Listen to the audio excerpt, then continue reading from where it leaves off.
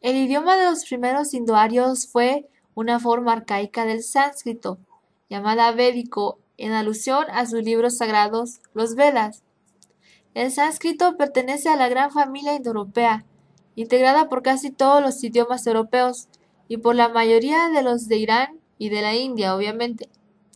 Todos derivan de un hipotético precursor común que es el protoindoeuropeo, hablado por pueblos cuyo hogar original es el motivo de muchos debates, aunque probablemente ubicado en el área situada entre el Mar Negro y el Mar Caspio.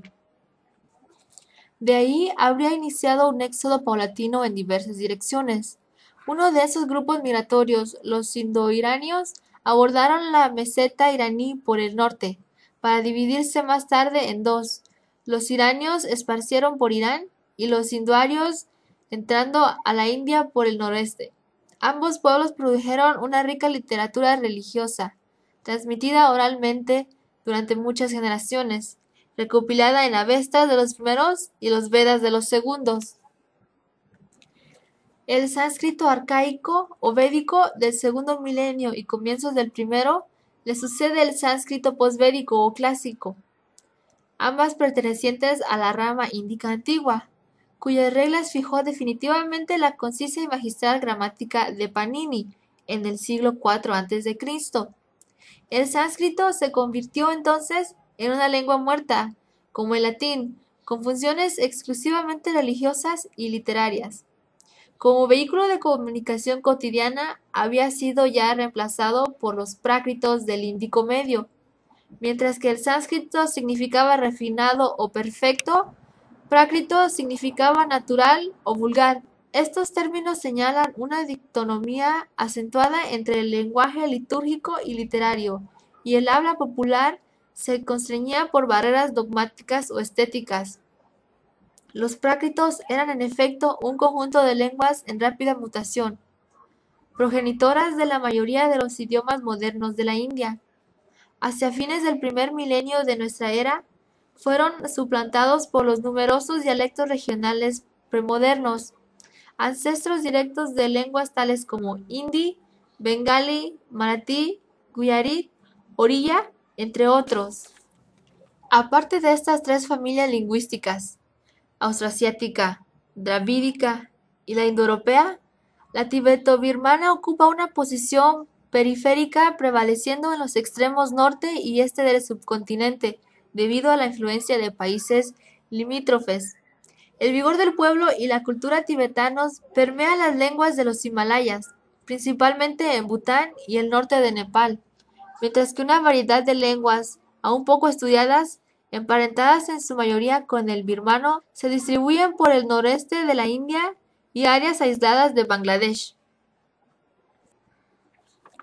Asia Meridional puede desconcertarnos hoy por la pluralidad de sus lenguas, el resultado de una tendencia centrífuga explicable, en gran medida, por cuatro factores: el influjo de los pueblos de distintos orígenes, la dispersión de poblaciones en un territorio muy vasto y la falta de unidad política de la religión a lo largo de casi toda su historia, y finalmente, el predominio de la oralidad sobre la escritura y hasta los tiempos modernos.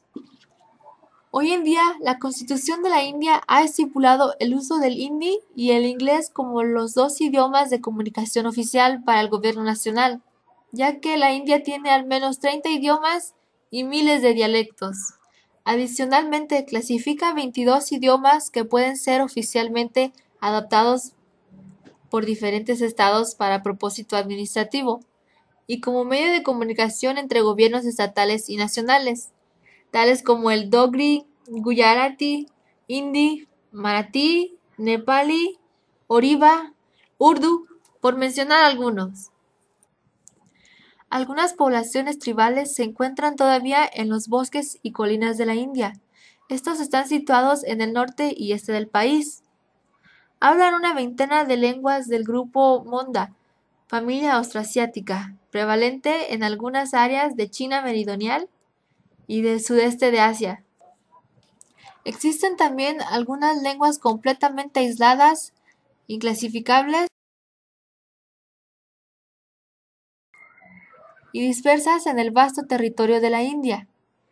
como por ejemplo Bruchaski en el noroeste de Cachemira y Nali en Madhya Pradesh y Maharashtra. La diferencia más notable entre la pronunciación del inglés indio y la del inglés británico o americano está en el acento. Debido a que el ritmo de muchas lenguas sudasiáticas está marcado por el tiempo de duración de una sílaba y no por la posición del acento, cuando sus hablantes utilizan el inglés, no suelen diferenciar de manera clara las sílabas acentuadas de las no acentuadas. Las frases no tienen un ritmo regular tan marcado como cuando las pronuncian los británicos o los americanos, de modo que las sílabas que normalmente no se acentuarían son a menudo acentuadas por los indios u otras personas de origen sudasiático. Por lo tanto, muchas de las palabras que en inglés británico y en inglés americano tienen una forma fuerte y otra débil, en el inglés hablado en el sur de Asia tienden a pronunciarse con mayor frecuencia en su forma fuerte. Por ejemplo, la palabra to sería tu, of, was, y at sería at. También se pueden apreciar algunas diferencias con respecto a los sonidos. Por ejemplo, el sonido de la TH suena más como D. Por ejemplo, the es da y they es they. En el sonido a veces suena más parecido a e. Por ejemplo, taste sería test, made, med y explain, explain. También en el sonido de la W, que a veces viene sonando como V. Por ejemplo, en la palabra waiter sería waiter.